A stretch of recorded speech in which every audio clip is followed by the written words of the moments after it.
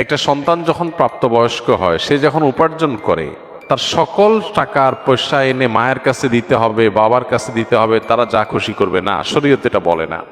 শরীয়ত বলে সম্পদ যে উপার্জন করেছে এর ব্যাপারে অধিকার একমাত্র তার। হ্যাঁ, উপার্জিত সম্পদ থেকে মার চলার জন্য, মার বেঁচে থাকার জন্য, সুস্থতার জন্য, চিকিৎসার জন্য যেটা প্রয়োজন, সন্তান হিসাবে সাধ্য অনুযায়ী মায়ের নিজের না থাকলে বা দেয়ার মধ্যে ব্যবস্থা না থাকলে অবশ্যই সন্তানকে সেটা বহন করতে হবে।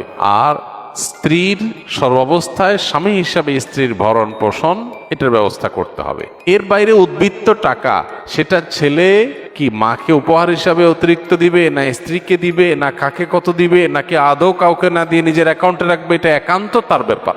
এখানে শরীয়ত মা বাবাকে ইন্টারফেয়ার করার অধিকার দেয় নাই সেইভাবে যেভাবে আমাদের অনেক মা বাপ মনে করেন যে তাদের অধিকার আছে। ছেলে বিদেশ গেছে, উপার্জন করে টাকা পাঠাবে সব বাপের নামে মায়ের নামে, তারা যা খুশি করবে, তারা সেখান থেকে বৌমাকে যা দেওয়া দিবে আর যা দেওয়া দেওয়ার না দিবে না। এভাবে আসলে ইসলাম মা বাবাকে এতটা অধিকার দেয় না যে সম্পদ সারা জীবন যা কামাই করবে সব বাপ মা যা ইচ্ছা তা করবে। জি না, এই সুযোগটা নেই।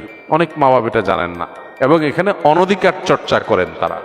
সন্তান হিসাবে অবশ্যই মা বাবার সামনে যত বেশি সম্ভব নিজেকে বিনয়ী করে তুলবে, সমর্পণ করবে, তাদের কথা মতো চলার চেষ্টা করবে। তাদের লাগবে 10 টাকা, সম্ভব হলে 15 টাকা দিবে। তাদের যা দরকার তার চেয়ে বেশি দেওয়ার চেষ্টা করবে। তাদের চাহিদার চাইতে বেশি সেবা করার চেষ্টা করবে। এটা সন্তানের জায়গা থেকে তার মানসিকতা থাকা উচিত। মা বাবার প্রতি কর্তব্যবোধের জায়গা থেকে তারা আমাদের মা বাবা। আল্লাহর পরে তাদের সদাচরণ করার গুরুত্ব সবচেয়ে বেশি, আল্লাহ ইবাদতের পরে। অতএব সেটা খেয়াল রাখবে। কিন্তু মা বাবা এর মানে এই না যে সব কিছু মা বাপ নিয়ন্ত্রণ করবে। জিরা, এখান থেকেই সংসারে অশান্তিটা শুরু। মা বাপ জানে না তাদের অধিকারের রূপরেখা কি এবং কতটুকু সীমানা আছে। এর বাইরে তারা মা বাপ হিসাবেও অধিকার চর্চা করতে পারে না বা তাদের ক্ষমতা তারা জাহির করতে পারে না। এটা আমাদের সমাজে জানাশোনা নেই। এই জায়গা থেকে সমস্যাগুলো তৈরি হয়। একটা হাদিস আছে, সেখান থেকে কিছুটা অনেকে ভুল বুঝেন। হাদিসটার হলো এই, নবী সাল্লাল্লাহু আলাইহি ওয়াসাল্লাম বলেছেন, আনতা ওয়া মালুকা লি আবিক, তুমি এবং তোমার যাবতীয় এবং সমুদয় সহায় সম্পদ সব তোমার বাপের, মায়ের, বাবা মায়ের। এই হাদিসের মানে অনেকে মনে করেন যে কেউ যা কামাই করবে সারা জীবন যত কিছু করবে সব বাপ মার। জি না, এই হাদিসের ব্যাখ্যা হলো তুমি তোমার উপার্জিত সম্পদ এখানে তোমার বাপ মার, অর্থাৎ তাদের খরচ খরচার জন্য যতটুকু দরকার ততটুকু তোমার এখান থেকে নেওয়ার অধিকার তাদের আছে। এখানে সমুদয় সম্পদ বোঝানো হয় নাই। যদি সমুদয় সম্পদ বোঝানো হতো তাহলে জাকাত তো বাপ মার উপরে বর্তাইতো, ছেলের উপরে বর্তাইতো না। কারণ সম্পদ যদি একজনের হয়, জাকাত তো আরেকজনের উপরে বর্তাবে না। এরকম আরো বহু প্রশ্ন তৈরি হবে। এই জন্য এই হাদিসটার ব্যাখ্যা আমরা অনেকে ভুল বুঝি এবং এর ফলশ্রুতিতে অনেক মা বাপ একটু বাড়াবাড়ি করেন, সীমা লঙ্ঘন করেন এবং সেক্ষেত্রে স্ত্রীর সাথে ছেলের দূরত্ব তৈরি হয়। এগুলো আমাদের ব্যালেন্স করতে হবে এবং একইভাবে আপনার সম্পদের ব্যাপারে স্ত্রীরও এই মানসিকতা থাকতে হবে যে স্বামী তার উপার্জন করার পর আমার ভরণ পোষণ ঠিকঠাক মতো দিচ্ছেন কিনা। যদি দেন, এরপর বাকি সম্পদ তিনি কি করবেন? তিনি কি তার মাকে দিয়ে দিচ্ছে অতিরিক্তটা, না ভাইকে দিয়ে দিচ্ছে, বোনকে দিয়ে দিচ্ছে? এটা একান্ত তার ব্যাপার। আমার এটা নিয়ে মাথা ঘামানোর দরকার নাই, হেডেক নেওয়ার দরকার নাই। বেশিরভাগ মহিলাই অহেতুক পেরেশানি করে নিজেও কষ্ট পায়, সংসারটাকে অশান্তি করে। আমার পরিচিত এরকম আত্মীয় স্বজনের ভিতরে এরকম মেয়েদের কথা জানি যে স্বামী লক্ষ লক্ষ টাকা ধরা খাচ্ছে, কোথাও কাউকে দিয়ে দিচ্ছে, কোনো ভাবনা নেই। আমার তো এটা দেখার দরকার নাই।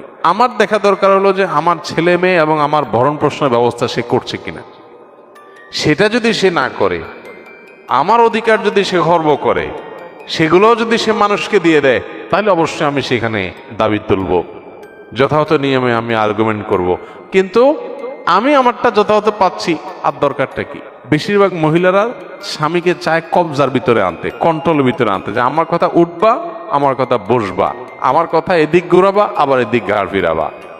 এই যে স্বামীকে গোলাম বানাতে চায়, এটা আরেক সমস্যা। তাহলে একদিক থেকে মা বাপের সমস্যা, আরেক দিক থেকে বইয়ের সমস্যা। এই সমস্যাটা কেন হয়? কারণ তার কতটুকু অধিকার আছে এটা সে জানে না। তার যতটুকু অধিকার আছে তিনি তার চাইতে আরো বেশি খাটাইতে চেষ্টা করেন। এটাই হলো একটা ভুলের জায়গা। দাম্পত্য জীবনের সুখ শান্তির জন্য এই জিনিসগুলো অনেক গুরুত্বপূর্ণ। এই জন্য বিয়ের আগে ট্রেনিং হওয়া দরকার। সন্তানকে ছেলে মেয়ে করে বিয়ে করাবেন, সেখানে কি করবেন কি না করবেন, কোথায় অধিকার খাটাতে যাবেন কোথায় খাটাতে যাবেন না, এগুলোর উপর ট্রেনিং হওয়া দরকার।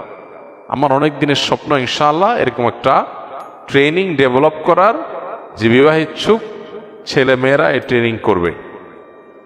ডে লং ট্রেনিং হবে, পাওয়ার পয়েন্ট প্রেজেন্টেশন হবে, যে তারা দাম্পত্য জীবনকে সুখী করবার জন্য তাদের কোন কোন পলিসি পদ্ধতি অবলম্বন করতে হবে, চ্যালেঞ্জগুলো কিভাবে ওভারকাম করবে, এই সব বিষয়গুলো থাকবে ইনশাআল্লাহ। খুব শীঘ্রই আমরা এটা হয়তো ঘোষণায় যাব এবং এই ট্রেনিংটা শুরু করব।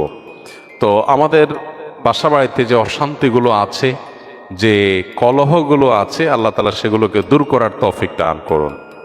সবাইকে যার যার অধিকার, সবাইকে যার যার করণীয়গুলো আদায় করার তৌফিক দান করুন।